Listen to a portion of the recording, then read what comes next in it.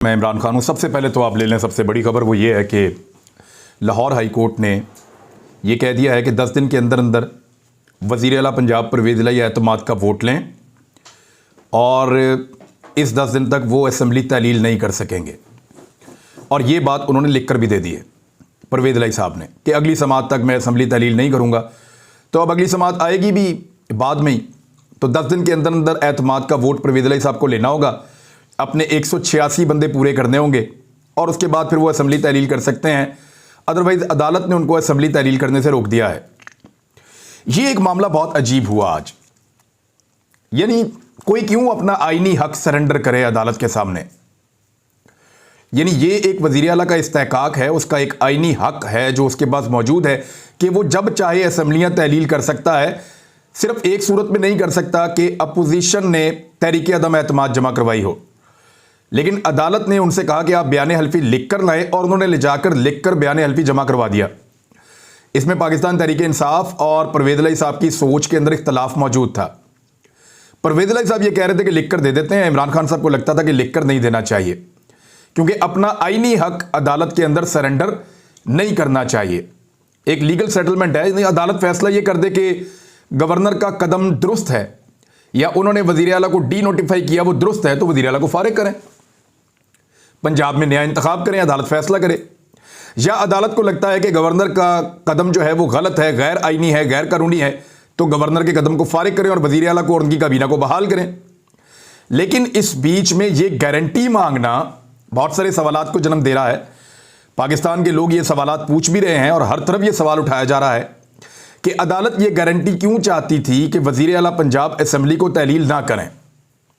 नजम सेठी साहब ने एक दावा किया था, उन्होंने कहा कि अब एस्टेब्लिशमेंट खुद साइड पे हो जाएगी और अदालत बीच में आ जाएगी, सबको अदालत से रुजू करना पड़ेगा और अदालत का लिंक एस्टेब्लिशमेंट के साथ होगा। ये नजम सेठी साहब कह रहे हैं।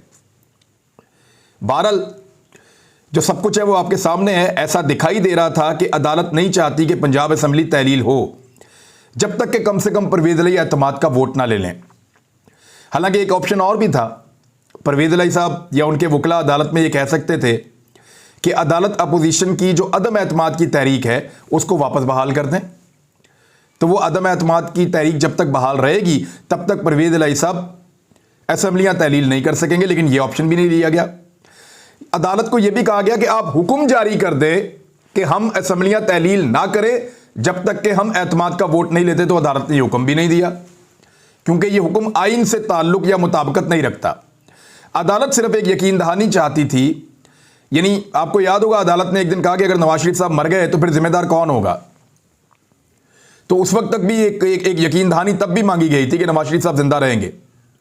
ऐसे ही आज एक और यकीन दहानी मांगी गई है कि आप यकीन दहानी करवाएं कि आप अपना आईनी हक इस अदालत के सामने सरेंडर कर रहे हैं कि जब तक कि आप एतमाद का वोट नहीं लेते तब तक आप असम्बली तहलील नहीं करेंगे और इसी सूरत में हम जो गवर्नर का नोटिफिकेशन है उसको मुअत्तल कर देंगे। तो एक तो गवर्नर का जो नोटिफिकेशन है वो गलत करार दिया गया, उसको मुअत्तल कर दिया गया, फारिग कर दिया गया। तो वो जो ख्वाब देखे जा रहे थे कि अल्लाह रखा पेप्सी जो है वो उन लोगों की हुकूमत बन जाएगी दोबारा और वो आएंगे और आकर हमजा शहबाज वज़ीर आला पंजाब बन जाएंगे, तो वो ख्वाब तो वैसे ही टूट गया। अब परवेज़ इलाही साहब दोबारा वज़ीर आला पंजाब हैं और पाकिस्तान तहरीक इंसाफ की जो काबीना है पंजाब असम्बली के अंदर वो दोबारा बहाल हो चुकी है, स्टेटस वापस उसी जगह पे चला गया है। लेकिन बहुत सारे लोग बेनकाब हो गए हैं। यानी गवर्नर ने एक गैर आईनी काम किया, वो गैर आईनी और गैर कानूनी काम बेनकाब हो गया और रिवर्स भी हो गया। यानी रात के वक्त पाकिस्तान के अंदर जो सबसे बड़ा सूबा है उसका वज़ीर आला फारिग किया जाता है, अगले दिन वो वापस बहाल हो जाता है। इस किस्म के तजर्बे पाकिस्तान के साथ वो तजर्बाकार लोग कर रहे हैं जिन्होंने पाकिस्तान को 70 साल में अपनी मुट्ठी के अंदर जकड़ा हुआ है और अवाम के बार बार कहने के बावजूद मुट्ठी खोलने पर आमादा ही नहीं है। अब कुछ और खबरें आ रही हैं। मुझे ये बात पंजाब हुकूमत के लोगों ने बताई और उन्होंने कहा कि जो हमारा चीफ सेक्रेटरी है रात को उससे ज़बरदस्ती एक लेटर लिखवाया गया है। अच्छा, इसके बारे में फवाद चौधरी ने भी स्टेटमेंट दिया कि कहा जा रहा है कि चीफ सेक्रेटरी को कमरे में बंद करके दस्तखत करवाए गए हैं। इसी तरह एक स्टेटमेंट जो है वो फरूख हबीब ने भी दिया है। तो ये एक नया मामला है जिसमें यह पता चलता है कि वो जो लोग कहते हैं कि वो सियासत के अंदर बिल्कुल मुदाखलत नहीं कर रहे, या उनका पाकिस्तान की सियासत में कोई किरदार इस वक्त नहीं है, वो किरदार रात को बड़े मुतहर्रिक थे। यानी आधी रात को चीफ सेक्रेटरी सिर्फ इसलिए जाग रहे थे कि आधी रात को गवर्नर पंजाब ने पंजाब की हुकूमत तहलील करनी है और उसके बाद फिर मैंने एक लेटर निकालना है जिसके मुताबिक पंजाब के अंदर पाकिस्तान तहरीक इंसाफ की हुकूमत ख़त्म और नोटिफिकेशन जारी करना है कि तमाम वजीर फारिग हो गए, लिहाजा ब्यूरोक्रेसी उनकी बात नहीं मानेगी। परवेज इलाही यहां पे एक वजीर आला के तौर पे उस वक्त तक मौजूद हैं जब तक के नए वजीर आला का इंतखाब नहीं हो जाता। तो चीफ सेक्रेटरी के बकौल जो बाहर खबर आई है, उनके बकौल कहने या उनके सोर्सेज से जो खबर बाहर आई है या जो क्लेम किया जा रहा है, और ये बहुत बड़े लेवल के ऊपर लोग क्लेम कर रहे हैं, पाकिस्तान तहरीक इंसाफ के लोग भी क्लेम कर रहे हैं और कुछ दीगर लोगों से भी ज़राए से मुझे ये बात पता चली है कि रात को चीफ सेक्रेटरी पंजाब के ऊपर बहुत दबाव था। उसके बाद पंजाब की ब्यूरोक्रेसी ने या चीफ सेक्रेटरी ने इस किस्म का एक हुक्म जारी किया है मुबैना तौर पे, और अब उसकी सारी बाज़गश्त आपको सुनाई भी दे रही है। तो फिर ये कहना कि सियासत में कोई किरदार नहीं है, तो फिर ये कहना कि सियासत में कोई हिस्सा नहीं ले रहे, ये सब एक झूठ साबित होता है। इमरान खान को गिराने के लिए निज़ाम उस हद तक गिर रहा है कि गिरते गिरते गंदी ऑडियोज और गंदी वीडियोज तक पहुंच गया है। इतना गिर रहा है कि अफसरान के दफ्तरों में रात को बैठकर, उनके घरों में बैठकर उनसे ज़बरदस्ती दस्तखत करवाने तक निज़ाम पहुंच गया है। और इतना गिर गया है कि गैर आईनी और गैर कानूनी नोटिफिकेशन के ऊपर एक हुकूमत ही खत्म कर दी गई है इस डर से कि अदम एतमाद के ऊपर वोटिंग ना करवानी पड़ जाए। और सुबह होते ही जैसे वज़ीर आला को फारिग किया, पहला काम यह किया गया कि फौरी तौर पे अदम एतमाद की तहरीक वापस ले लेगी कि कहीं इसके ऊपर स्पीकर कार्रवाई शुरू ना करवा दे। इससे पहले कि स्पीकर अदम एतमाद के ऊपर वोटिंग की कार्रवाई शुरू करता, अदम एतमाद की तहरीक ही वापस ले ली PMLN ने और PDM की जमातों ने जाकर, क्योंकि अगर तहरीक के ऊपर कार्रवाई शुरू हो जाती तो फिर उस पर वोटिंग करवानी पड़ती। 186 बंदे वो कभी भी पूरे नहीं कर सकते और बड़ी ज़बरदस्त शर्मिंदगी हो जाती।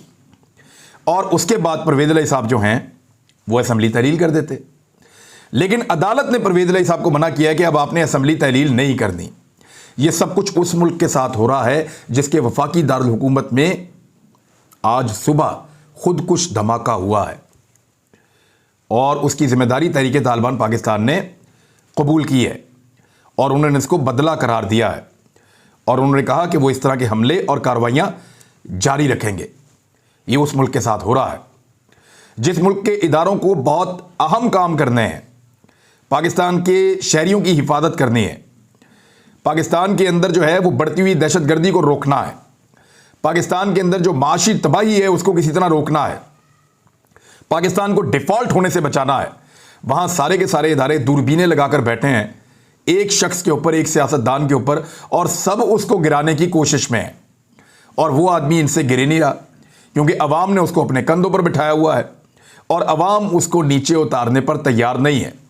जब तक अवाम उसको नीचे उतारने पर तैयार नहीं होती तब तक पाकिस्तान में इलेक्शन नहीं करवाना, ये भी जिद पकड़ ली है।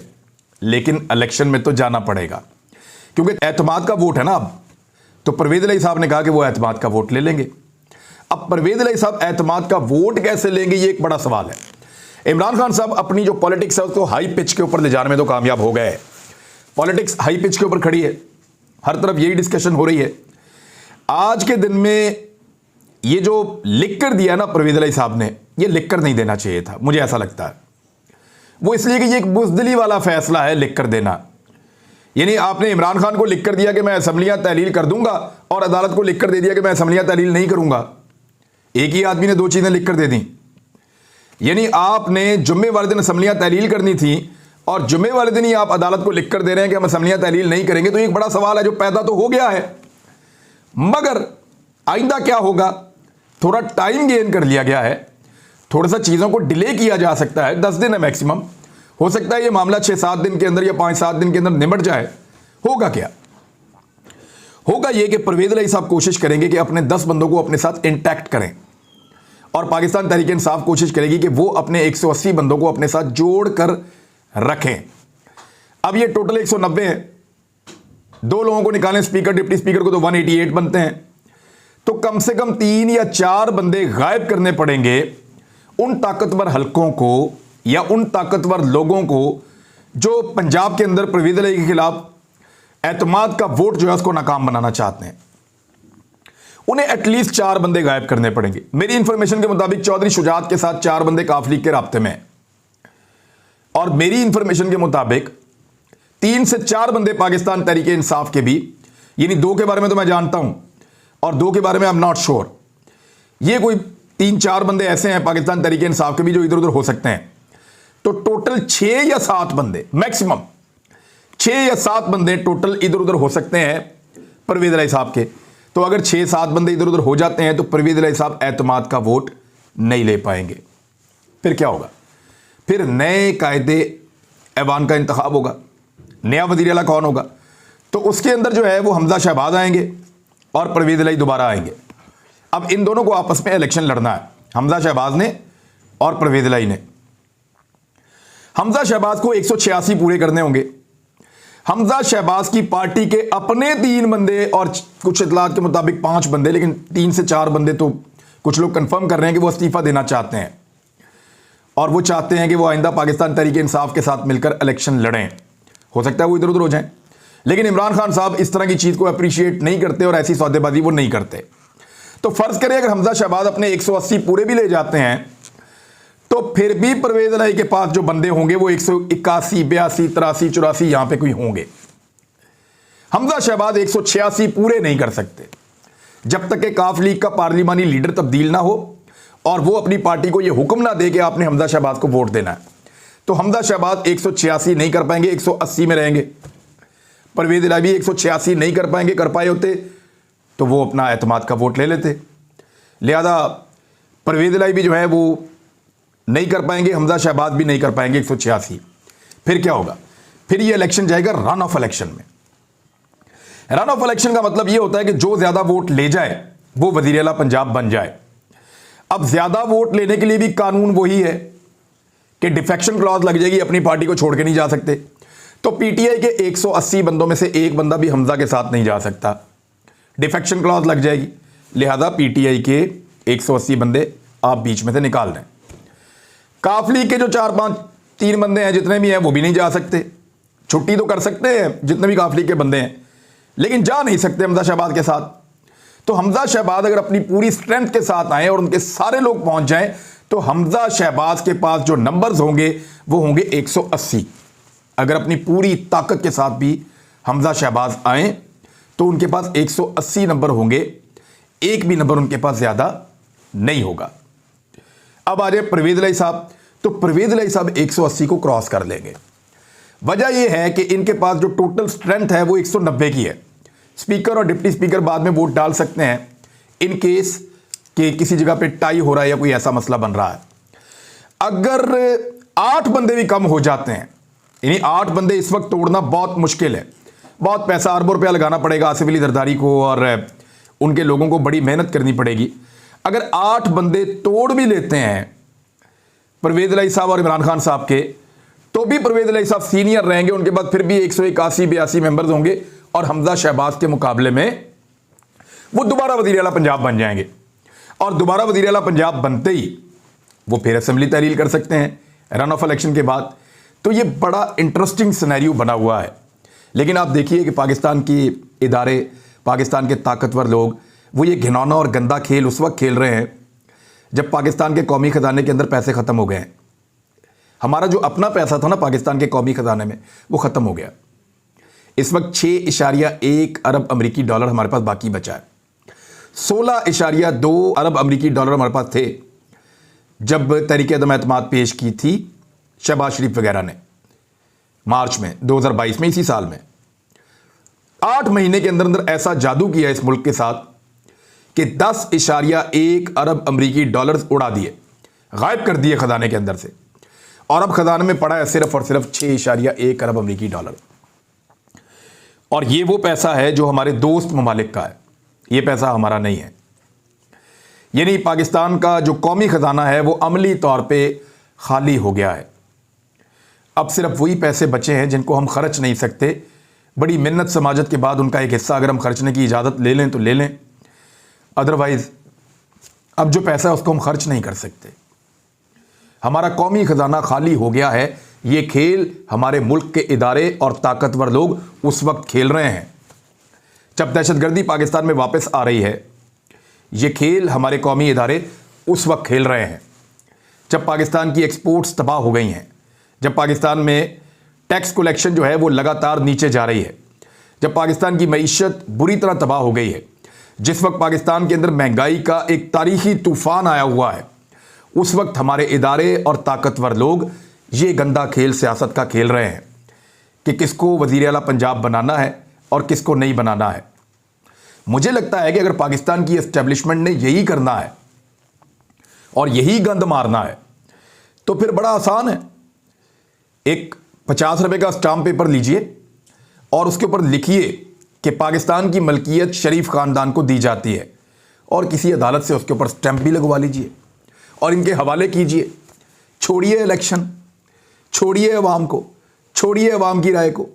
बिला वजह जमहूरियत का एक नारा लगाया हुआ कि जमहूरी मुल्क है, सारी चीज़ें एक साइड पे रख दे और एक 50 रुपए का स्टाम्प पेपर रहें, बिल्कुल वैसा ज़्यादा शहबाज शरीफ ने नवाज शरीफ को पाकिस्तान से बाहर निकालने के लिए दिया था, उस तरह का एक स्टाम्प पेपर लें और उस पर लिखें कि पाकिस्तान की एस्टैब्लिशमेंट पाकिस्तान को बखुशी शरीफ खानदान के हक में लिखकर दे रही है और नीचे जो है वो एतराज़ किसी को ना हो, अदलिया की किसी अदालत से उसके ऊपर एक स्टैंप भी लगवा दें ताकि ये मुल्क ही उनके पास चला जाए। रोज़ रोज़ के तमाशों से जान छूटेगी। कभी ब्यूरोक्रेट्स को ब्लैकमेल किया जाता है, कभी सहाफ़ियों को ब्लैकमेल किया जाता है, कभी नंगा किया जाता है। इमरान खान चाहता तो हफ्ते वाले दिन वो असम्बलियाँ तहलील कर देता, लेकिन इमरान खान ने यह फैसला किया कि निज़ाम के जो बाकी मानदा पुर्जे हैं उनको भी नंगा किया जाए। देखिए, नंगा करने के लिए ज़रूरी नहीं है कि आप किसी को गिरफ्तार करके उसके कपड़े उतारें, आप दिमाग से भी नंगा कर सकते हैं, कपड़े उतारे बगैर भी नंगा कर सकते हैं, जैसे ये पूरा निज़ाम इमरान खान और उसके साथियों ने नंगा कर दिया है। नाज़रीन, अब तक के लिए इतना ही। अपना ख्याल रखिएगा, अपने इस चैनल का भी। अल्लाह हाफ़िज़।